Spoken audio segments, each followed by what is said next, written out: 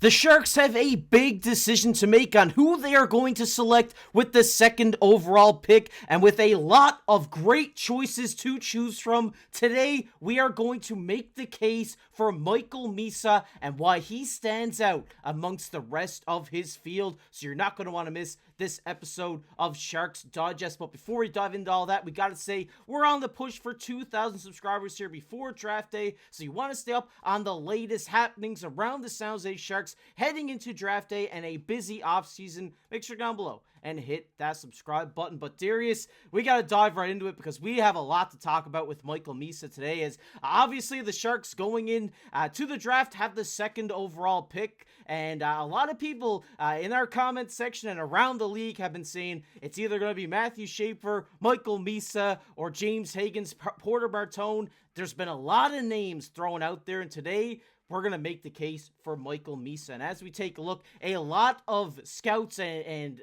media personalities have the Sharks taking Michael Misa at number 2. These screenshots are from NHL.com. Obviously talking about how great of a season Michael Misa did have. He finished the season with 134 points and 62 goals, 72 assists in just 65 games. The offensive production from this guy this season was unmatched. They say here he has strong skating, vision, and we go into another scout from NHL.com. He said he has 46 multi-point games with 16 multi-goal games, having a 51% face-off percentage and 21 power play goals. I mean, Darius, looking at these stats from this guy, how do you not pick him? The stats speak for themselves, right? And I think this year's draft, like you alluded to, is going to be very interesting because it's going to depend on who is drafting in which order, obviously, because things can get weird. I feel like there could be some trades, like maybe with the Chicago Blackhawks, right? So they can kind of speed up their rebuild here. So things can get weird, but I think it is a case by case basis because the top five to me is almost interchangeable. I think Matthew Schaefer should probably go first because I think that the Islanders need a defenseman. But in terms of the Sharks, if Michael Misa or Porter Martone or any of these guys fall to you at second, I say fall to you.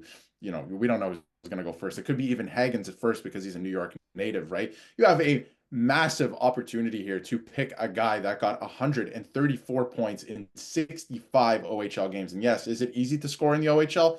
Maybe if you're a high end player, a talent, right? It is probably a little bit easier to score in these leagues than maybe college hockey and stuff like that. But those are impressive numbers. Those are Connor McDavid like exceptional status numbers that he lived up to. So he's fantastic. I had the opportunity to watch him live in the OHL as well as his brother a lot, Luke Misa, who plays for the Brampton Steelheads, and their styles are a little bit similar in terms of skating. I mean, he is a fast skater, he is a quick player, he makes quick plays. So there's no real holes in his game, maybe besides the defensive side, which he will learn at the NHL level. But he is a little bit on the smaller side too. He's only 6 foot tall, right? He's 184 pounds. He can put on weight, and 6 feet isn't that small. It's not like he's like 5'8" or something like that, right? So he can, earn or add a physical edge to his game in the NHL. But I think this is a no-brainer at this point. Like, this guy is going to be a special player in the NHL for whoever ends up picking him. But if he's available there, I mean, he is a special player. Yeah, and there's no doubt about it. There's a lot of scouts saying this guy's a future 100-point scorer at the NHL level for multiple seasons to come. So if you have a lot of scouts coming out saying that about this guy,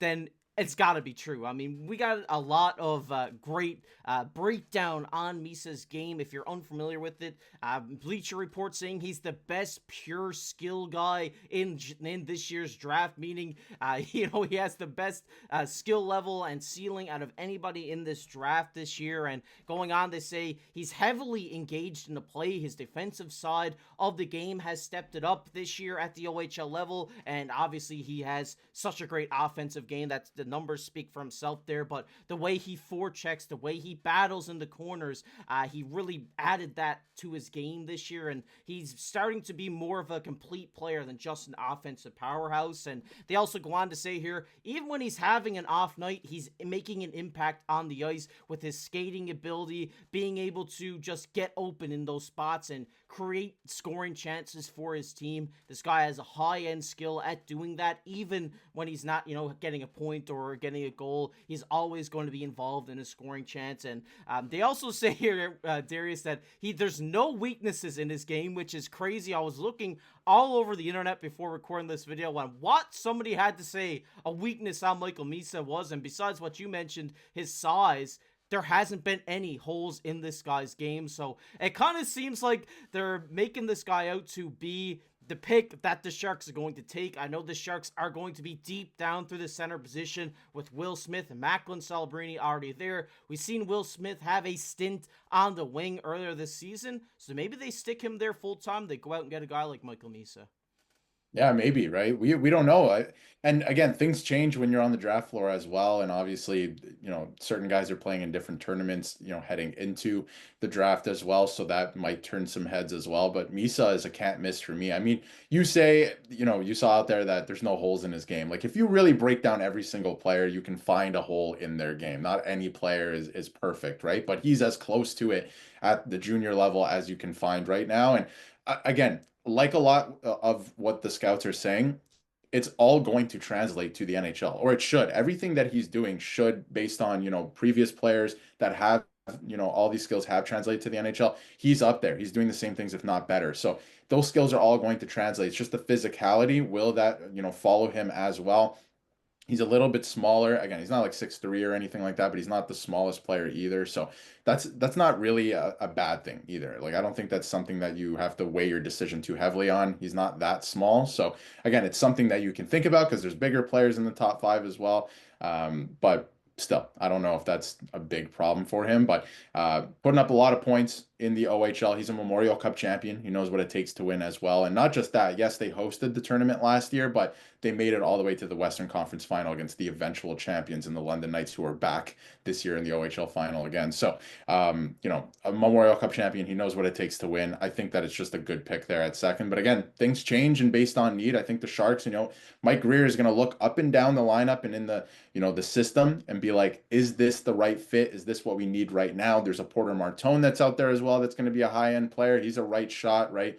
Maybe that's somebody you look at. Do we need defense? I'm not so sure, right, with the San Jose Sharks, but maybe you want Matthew Schaefer. Does he even go first? If Hagens goes first, I think this really changes everything for the Sharks. They really have to think about things. So, and they're only going to have about a few minutes on the draft floor, but obviously they're going to put together a plan. Yeah, definitely. It's going to be interesting going into draft day. I mean, looking at Michael Misa, this guy is a no-brainer selection. But like you said, if Hagens does go first, that kind of throws a wrench into everything for Mike Grier. I mean, he's kind of like, all right, we do want Schaefer, but we also have a guy like Porter Martone who is a Mike Grier type player. So shifting gears to making the case against Michael Misa here, I think if Michael Misa and Schaefer are both available, it's going to be a tough decision, but I do think the Sharks do lean towards the defense. I think that they have a lot of great offensive young guys coming up, like Eklund, Smith, Celebrini. They have a lot of offense, but they don't have a lot of defense. They have, they have Sam Dickinson, who's playing great right now in the OHL playoffs, but other than that, they don't really have that deep of a prospect pool when it comes to the defensive side of things. So I think Schaefer might edge out Misa if both of these guys are still on the board come draft day, but there is a guy that I know that you really like that is a Mike Grier guy, and that is Porter Martone. Yeah, Porter Martone. I mean, Matthew Schaefer speaks for himself. Anyone who's watched him play at the World Juniors, even though it was a small sample size, or any of his highlights, I mean, unbelievable, and the best defenseman in this draft. It just is what it is. But Porter Martone, bigger body. You talk about no holes in his game. I mean, he's as close to that as possible as well. The only thing he needs to work on, he reminds me a little bit of John Tavares, the foot speed. That would be the only thing.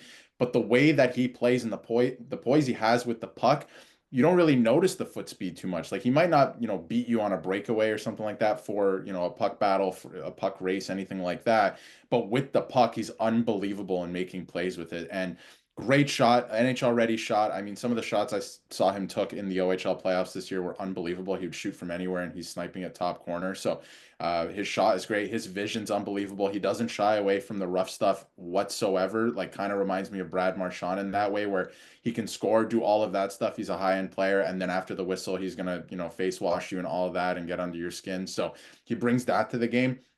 He understands the game like his hockey IQ is very high. So like this is a guy you can win with at any level. I think like get this guy in the playoffs and he will be a difference maker for you. So I think he's a really good option too. But at the second overall pick, I just feel like there's a couple players that fit the Sharks better that we've talked about earlier in the episode. But you know, if you do want Porter Martone, if they do take Porter Martone, man, you're getting a good player, a big player, and a guy who will make a difference. And there's no doubt about it. This is probably one of the hardest decisions that the Sharks are ever going to have to make as a franchise, because this draft is so deep through the first 5 positions. Like you said, it could go anyway. This could the Islanders could end up taking Schaefer. They could end up taking Misa. They could end up taking Hagens first. Then that makes the decision even harder for Mike Grier, because maybe they're full on Michael Misa. He gets taken number 1. What's their backup plan? It's going to be interesting to see what unfolds after draft day, but we want to hear your guys' thoughts down below. Are you taking Michael Misa after everything we said today? Are you still locking in that guy as your pick for the Sharks? Or who else would you pick? Let us know down below. If you want to stay up to date on the latest prospect updates heading into this draft, we are going to keep you up to date on every prospect that will be on the Sharks radar, so you're not going to want to miss out on that. Subscribe to the channel. But as always, I've been your host, Casey, alongside my co-host, Darius. We'll catch you in the next one.